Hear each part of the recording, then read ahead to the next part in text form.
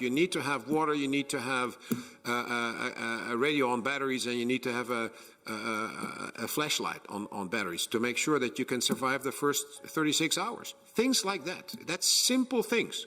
But it starts there. The realization that not everything is plannable, not everything is going to be honky-dory in the next 20 years. I'm not saying it is going wrong tomorrow, but we have to realize it's not a given that we are in peace. And that's why we have the plans. That's why we are preparing for a conflict with Russia and the terror groups, if it comes to it, if they attack us. We're not seeking any conflict. But if they attack us, we have to be ready. That was Dutch four-star admiral and the current chair of the NATO Military Committee, Rob Bauer. Now, it's important to note that it is somewhat out of character for such a high-ranking military leader leading a coalition of nations to warn the general population that they need to get prepared. But that's what we're seeing for the second straight week in a row. Now, as global tensions rise and nations begin to acknowledge a prelude to World War III, we really have to recognize and accept that the evolving geopolitical landscape really requires us to prepare and implement strategies for facing what appears to be an inevitable conflict. Let's explore this a little and most importantly talk about solutions. Plus, I'll tell you what I'm personally doing as I'm currently watching these events play out for this uncertain future. And also later in this video, we're going to start doing our weekly giveaway again in this video. Now, but before we proceed in this video, because the content is pretty heavy, I want to remind you why we do these videos on this channel, as we're currently trying to pivot the content more and more toward practical how-to videos, and we've spent a considerable amount of time this week and this month working on physical fitness videos that I would encourage you to check out. Many of you have asked that we continue giving updates on potential threats that may impact you that are happening around the world. And this was a popular segment on the channel before, and we're glad to pick it back up. But remember, none of us are victims of the circumstances that are playing out, but quite the opposite, which we'll discuss a little later in the video. So let's jump in. Last week, Britain's defense secretary publicly declared that Britain was in a pre-war phase just ahead of a possible World War III. Now, Germany pledged to make its military the backbone of defense in Europe. And also last week, a leaked military report unveiled a step-by-step plan outlining Putin's strategy to push the West to the edge of World War III, with day X in 2025 marking a climax where 500,000 NATO and Russian soldiers would face each other. Now, to put it lightly, these are all concerning issues, and if you want to learn more about them, you can check out last week's video, which I'll link to up in the cards above. Now, in this video, I want to address some of the developments in this emerging world conflict that really all point toward a potential, and I use that word potential on purpose, massive war in a not-so-distant future that you need to be prepared for wherever you may live. Now, let me reiterate my position on this issue. I can't predict the future, but like you, I can see the writing on the wall, and I'm trying to stay up to date. And while piecing things together, I'll gladly share what I'm learning. And while we spoke about the warnings coming out of Europe last week, the drums of war are beating even louder this week, warning the population to prepare.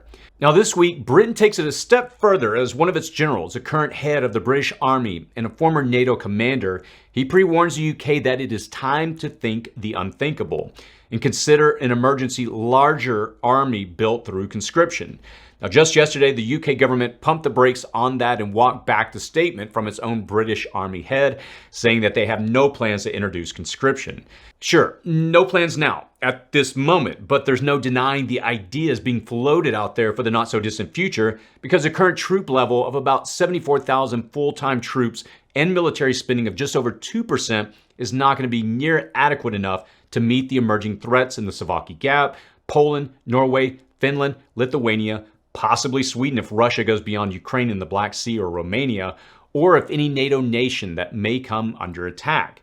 Now, these generals are alerting their citizens to the fact that there is no shortage of potential flashpoints in the world, and the current British standing army is still at peacetime levels. Now, remember the Dutch 4-star warning at the top of this video. Not everything's going to be hunky-dory in the next 20 years, and I think 20 years is incredibly optimistic. The message from these two high-ranking generals is clear to us. That message is that now is a time to prepare, and that this time to prepare is shrinking. A more significant conflict is increasingly likely, and that may not necessarily come tomorrow, next week, or even this year, but it is increasingly becoming inevitable. Remember last week's Swedish Minister of Defense warning the world has become more dangerous than it was just a year ago. The war in Ukraine continues and has developed into a cruel war of attrition. On both sides of the Atlantic, there is uncertainty surrounding long-term military support to Ukraine. At the same time, Russia has mobilized its economy and defense industry for war. And with conflicts in the Middle East, we're forced to divide our attention among several crisis hotbeds. And there's uncertainty about where the United States will be heading after the presidential elections in November. And as one Norwegian general put it simply, we're running out of time. And as Western support for lengthy conflicts in the Middle East and Ukraine wavers and is challenged, and countries send money and support to these conflict zones even as their own economies struggle, it's crucial to remember that Western countries have yet to declare war or adopt a wartime posture. Economic, manufacturing, and citizen morale. Now, Russia has gone beyond its 700th day of what it originally declared was a 3-day war. And the country has been bucking against sanctions, mobilizing conscripts and prisoner armies, turning its industry entirely to the war efforts, inking deals with North Korea, Iran, and China as it approaches its 3rd year of war and seeks to expand its front lines. So, let's assume for a minute that just a tiny percentage of what these high-ranking military officials are saying is even partially true. Their warning is that we are a pre-war generation, that we're potentially facing decades of future conflict, the magnitude of which we've never seen before. That seems to be a bit more than just mere saber-rattling. And you can bet that entire nations are taking this ongoing Russian threat very seriously, as evidenced by the largest NATO exercise since the Cold War, involving 90,000 troops, over 50 ships, and more than 80 fighter jets, helicopters, and drones from over 31 nations, aimed at rehearsing NATO's regional defense plans in response to the identified significant and direct threat posed by Russia. Now, for sure, Putin's going to point to Operation Steadfast Defender as the West ramps up and practices for attacking Russia, and this entire conflict will enter a new and even more challenging chapter. Let me reiterate here again my goal with this channel. It's not to scare you, but to keep you informed of what you need to know and empower you to make a positive change in your preparedness. There's plenty in the headlines right now to scare us in today's news, so we have to consider the possibility, not inevitability, but possibility of a multi-year global conflict in the not-so-distant future. We also have to respect the fact that very few of us can really truly grasp the extent to which whatever plays out next will alter our current way of life and our collective tomorrow. Now remember, for instance, that even before global food and energy supply chains and infrastructure were as well established as they are today, in a time when people sourced much of their food locally, there was also an urgent need for victory gardens, war bond drives, a workforce of women in factories, rationing, rubber and metal collection drives, and countless other wartime measures that forever altered the trajectory of our countries. Our dependence on a global network of systems has never been so prominent in our historical record. The distance we have gone beyond locally sourced food, water, and the resources is vast.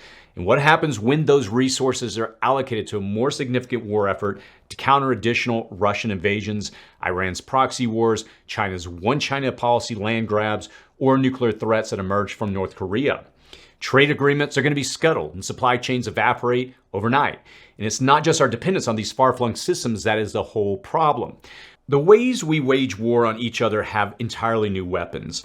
Countries now possess a diverse array of potential weapons, ranging from cyber attacks capable of crippling infrastructure indefinitely to electromagnetic pulses with the power to plunge thousands of miles into an instant dark age, and so many other threats. This extends far beyond traditional military forces engaged far away in a ground war, mutual nuclear threats, or state-sponsored terror attacks. And that really begs the question of whether any government can solely prepare for such a wide array of possibilities. And look, I think when we look at government responses to manageable crises like hurricanes and blizzards, the answer is that they're not going to be able to contain those threats completely.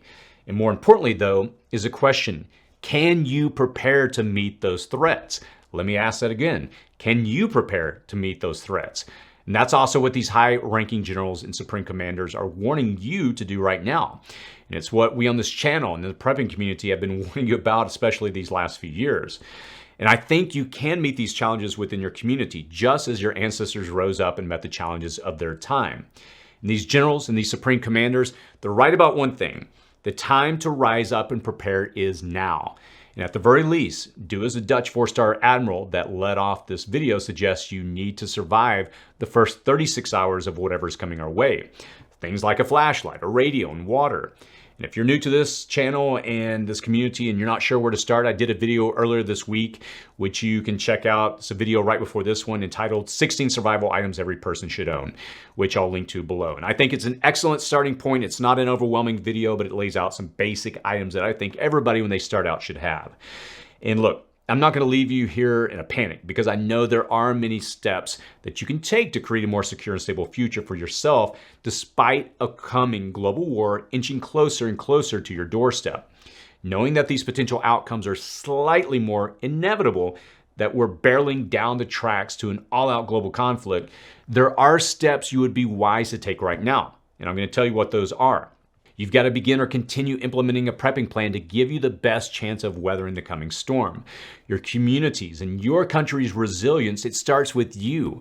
We're going to be releasing the City Prepping Physical Fitness Guide here very soon. And if you haven't signed up for it, you definitely are going to want to. You may ask, well, how does physical fitness tie into any of this? The answer is your health and your fitness are always going to be your number one prep. Our founding members at the cityprepping.com member site are currently reviewing our Ultimate Water Guide. We're going to release that once they have incorporated their feedback. We're also going to be opening that same community membership here probably in the next 3 to 4 weeks, probably sometime at the end of February. And if you're interested in that and getting an early look at our prepping content and additional prepping information from our member-only wiki, you're going to want to watch for that opportunity. I'll post a link down below to a sign-up page where you can get updated when we open that community up. If you're new to this channel or you're just seeing our city prepping videos for the first time, I would invite you to visit our website and click on guides. We've got a whole lot of free download guides to really get you started.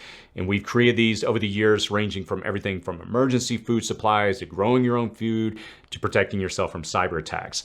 And what you need to get in order and get prepped to safeguard yourself and your family are some pretty straightforward things that we talk about quite frequently on this channel. But they also get you through a host of disasters, from the loss of a job to a hurricane or earthquake. So, addressing these preps as soon as you can would be prudent. Even as a Dutch 4-star general recommended, start with 36-hour preparedness. I mean, 36 hours is not much time. But given everything that we actually are seeing that's playing out in the world, I'm not sure you should have too much faith in outside forces rescuing you after a 36-hour window. Again, that's a pretty small time frame to be prepared for, to have to survive through, especially if there's a potentially compounding polycrisis or cascading disasters that all build on top of each other. Now look, as I mentioned earlier, my goal with this channel is to empower you. My sole purpose is to guide you through prepping solutions that will work for you and allow you to rise up to meet the challenges that we face. And I'll post links to a lot of other starter videos that will help you get going on your preparedness journey in the description and comment section below. Now, before we go any further, let's do a quick giveaway. It's been a while since we've done one, so for this week's giveaway, we're going to give away 4 5-gallon water storage containers. And to enroll, all you have to do is click on the like button on this video and post a comment below. And in a future video, probably next week, I'll use a tool to draw the winner from the comments on this video randomly. Now look, I won't contact you unless your name appears on the screen next week. So good luck with that. I want to wrap up with a couple of things. I do want to quickly talk about my grow shed. I've been talking about that since last summer. I've been posting some pictures of it on our community tab on this channel. Essentially what I'm doing is I'm building a shed on the side of my house that is insulated. It will have lights inside and it will have water so I can grow things in a controlled environment. I've been working on that for several months now. There was no issues with permitting or anything. It just came down to bad timing between me and my contractor, a friend that I'm working with, he's a contractor, and every weekend seemed to not match up over the last several months. And so it was kind of a piecemeal project. And so the goal is to finish it up this weekend. We're blocking out 2 days this weekend, and so we plan on finishing that up. Also, I mentioned on the channel last week that I went and looked at some land. Turned out it was in an area that was had a high crime rate. The realtor's office was 5 minutes around the corner from the property, and it looked like a small fortress. She had bars and everything. You went inside her office, there's bolts everywhere. And so driving through the area, it just didn't work out. So check that one off as one that I looked at, but I'll be definitely shopping. I am continuing looking at land at the moment. One other thing I wanted to share with you, and I just got this last weekend. And again, I know a lot of y'all have been saying, congrats in the comment section of my videos. So I just got the YouTube 1 million plaque here. And so I've opened it up, but I haven't gone through it and unwrapped it. They send you a nice little letter congratulating you and wishing you success in your future, all that good stuff. And so essentially when you receive it, it comes in a box like this, and I have not taken it out of the plastic. So I figured I would do that here in front of the community because again, you all, you got me here. So thank you very much. So essentially it's covered in plastic. So this is the first time I've actually touched it, and it's got some, it appears like felt on the back. And so that is a 1 million, play button. And again, thank you to everybody for getting me to this point. And I'm not going to start congratulating everybody and giving my acceptance speech, but all that to say, thank you. I really appreciate everybody that's gotten me to this point. So thank you. Let me finish by saying this. As I say every week, yes, there's plenty of things happening around the world. It seems crazier by the day. The signs signs are clear of what's playing out. And I get asked a question. We were doing a live stream last night with my preparedness community, my online membership community, and one of the questions at the very end came up, what do I see coming, playing out this next year or this year? I mean, I think we can see the obvious things that are playing out. We've seen year-over-year rises in temperatures around the globe and the impacts that's going to have on food production. We're seeing these wars continue to ramp up. What we're seeing right now with Ukraine, we're seeing the Middle East spark off again.